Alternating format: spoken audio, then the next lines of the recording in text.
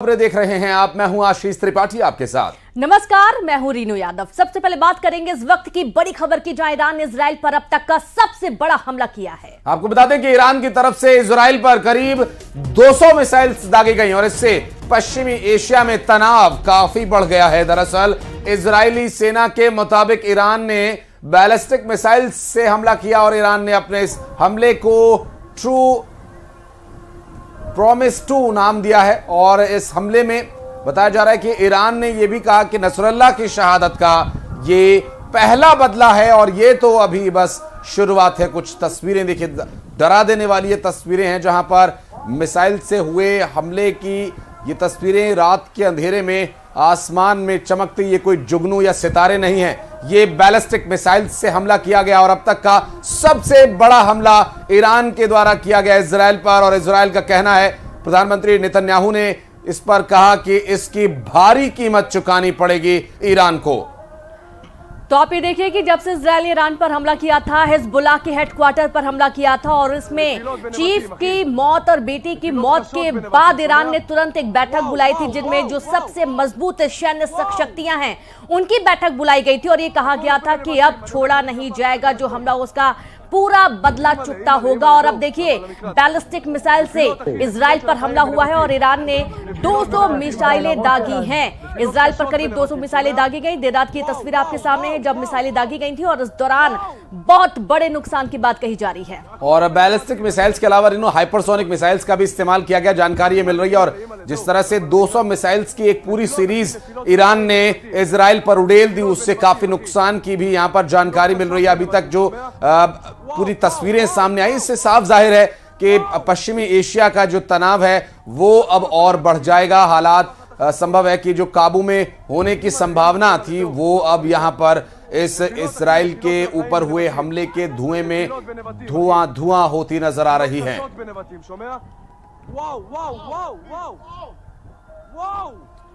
और देर रात इजराइल पर हुए इस हमले से जुड़े कुछ तस्वीरें और आपको दिखाएं। ये 8 तस्वीरें आपकी स्क्रीन पर आपको दिखा दें। ये ईरान की तरफ से तेल अवीव पर एक के बाद एक मिसाइल्स की बौछार कर दी गई और इससे पूरे इलाके में हड़कंप मचा हुआ है। इजराइल में हवाई हमले का सायरन बजने लगा। इजरायली नागरिकों को शेल्टर होम में शिफ्ट किया गया। ईरान की मिसाइल अटैक में कई इमारतें और स्कूल को नुकसान पहुंचा है। इजरायली सेना के मुताबिक इस हमले में कुछ लोग भी घायल हुए हैं। ये 8 तस्वीर आपके सामने है, जब मिसाइलों की बौछार हुई, एयरपोर्ट पर हमला किया गया, स्कूल पर हमला किया गया और यहां तक कि कई इलाकों में और भी मिसाइलें गिरी हैं। तेल अवीव टारगेट बनाया गया था और बैलिस्टिक मिसाइल से हमला किया गया। नसरुल्लाह की मौत का बदला इस वक्त ईरान ले रहा है। इजराइल इसका जवाब देगा। कहा जा रहा है कि ये बहुत बड़ा नुकसान और इसका बदला ईरान से प्रधानमंत्री बेंजामिन नेतन्याहू जरूर लेंगे।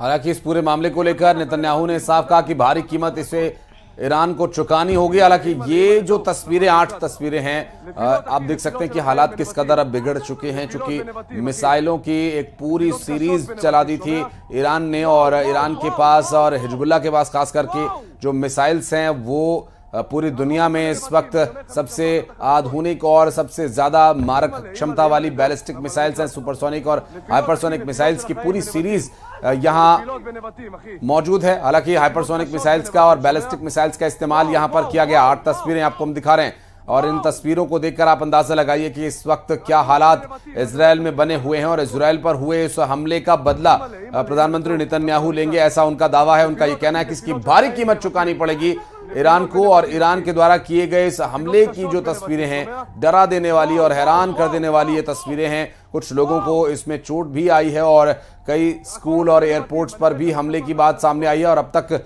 जो मिसाइलों का अटैक है वो रात के अंधेरे में साफ आसमान में जुगनू की तरह चमचमाती ये मिसाइल, चूंकि काफी दूर से ये तस्वीरें ली गई हैं और पूरे आसमान में उन मिसाइल्स के गर्जना से आसमान दहल उठा और इजराइल दहल उठा। और इसके बाद जो हालात बने उसकी भी कुछ तस्वीरें आप देख सकते हैं, जिसमें ये साफ अंदाजा लगाया जा सकता है कि इस हमले से काफी नुकसान पहुंचा है इजराइल को। और इजराइल की तरफ से अब क्या तैयारी होगी, चूंकि इजराइल ने लेबनान में ग्राउंड पर हमला किया था और ग्राउंड पर जाकर वहां मिसाइली हमले किए गए थे। और इसके बाद आप ये देखिए तस्वीरें किस तरह से आसमान में ये चमचमाते मानो गैलेक्सी के सितारे हों, लेकिन ये सितारे नहीं बल्कि इजराइल के सितारे गर्दिश में ला देने वाली तस्वीरें हैं।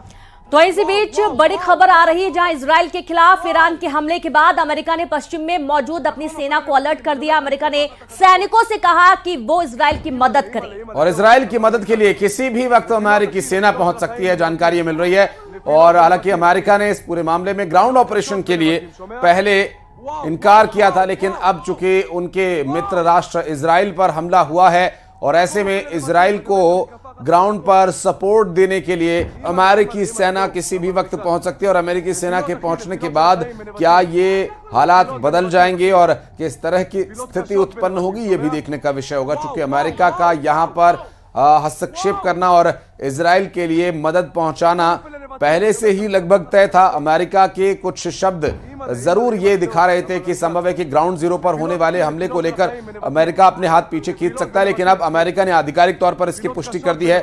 और ये 4 और तस्वीरें हम आपको दिखा रहे हैं इस वक्त, जो ईरान पर हमले और उसके बाद इजराइल पर हमले किए हैं। और दरअसल यूएन में आपात बैठक हुई है इसके संबंध में और इजराइल के साथ अमेरिका है। इस बात के लिए आप इस बयान से अंदाजा लगा सकते हैं कि अमेरिका की तरफ से अपने सैनिकों को अलर्ट कर दिया गया है। इजराइल को ग्राउंड पर सपोर्ट करने के लिए अपनी सेना भेजने की बात अमेरिका ने कही है। और इसके बाद अब हालात क्या और बिगड़ जाएंगे, ये भी देखने का विषय होगा। ईरान के लिए ये कितनी बड़ी चुनौती और कितनी बड़ी परेशानी का कारण बनेगा, ये भी एक देखने का विषय होगा। इजराइल को मिलने वाले इस सपोर्ट से क्या अब ईरान पर पलटवार करेगा इजराइल, ये आने वाला वक्त बताएगा। तो सैन्य शक्तियों के साथ साथ जो तकनीकी संसाधन है उसकी भी मदद कर रहा है अमेरिका। और दूसरी तरफ आपको याद होगा जब हेडक्वार्टर पर हमला किया गया था हिजबुल्लाह के हेडक्वार्टर पर, उस दौरान जब नसरल्लाह की मौत हुई थी और बेटी जैनब की मौत हुई थी, उसके बाद भी लगातार बेरूत में, लेबनान के कई इलाकों में लगातार इजराइल ने हमला किया और लगातार मिसाइलें दागता रहा, जिस पर यह कहना था एक अधिकारी का कि इसलिए ये लगातार हमले हो रहे हैं क्योंकि पूरी तरीके से यहां हिजबुल्लाह का जो संगठन है उसे बर्बाद कर देना है, क्योंकि अगर एक व्यक्ति भी बचा तो दोबारा से हिजबुल्लाह को मजबूत कर देगा, इस संगठन को मजबूत कर देगा। और इसी बात से और ज्यादा बौखलाया हुआ था ईरान और तुरंत बैठक बुलाई गई थी। सबसे मजबूत जो सैन्य शक्तियां हैं उनको तैनात किया गया और इस हमले की तैयारी की गई है। और ये माना जा रहा था, क्योंकि आशीष ईरान को भी पता था कि ये हमला इस कदर होना चाहिए कि इजराइल दोबारा आंख उठाकर ना देखे, लेकिन इजराइल एक बार फिर से हमले की तैयारी में जुट गया है। स्वाभाविक। ईरान इजराइल युद्ध पर बाइडेन ने अपनी प्रतिक्रिया दी है और इजराइल के साथ अमेरिका खड़ा है, ये जो बाइडेन ने दावा किया है। इजराइल पर ईरान का हमला फेल था, बाइडेन ने कहा। और आप ये देखिए कि ईरान इजराइल युद्ध पर बाइडेन का बयान आया है, इजराइल के साथ खड़ा है अमेरिका, यानी कि इजराइल को पूरा सपोर्ट अमेरिका इस वक्त कर रहा है। बाइडेन ने साफ कह दिया है इजराइल पर ईरान का हमला फेल था। और जिस तरीके से 200 मिसाइलें दागी गई हैं और इसकी तस्वीरें भी सामने आई हैं, तुरंत एक बैठक भी बुलाई गई थी। प्रधानमंत्री बेंजामिन नेतन्याहू ने बैठक बुलाई और उस बैठक के दौरान एक बार फिर से इसका मुंहतोड़ जवाब देने की तैयारी।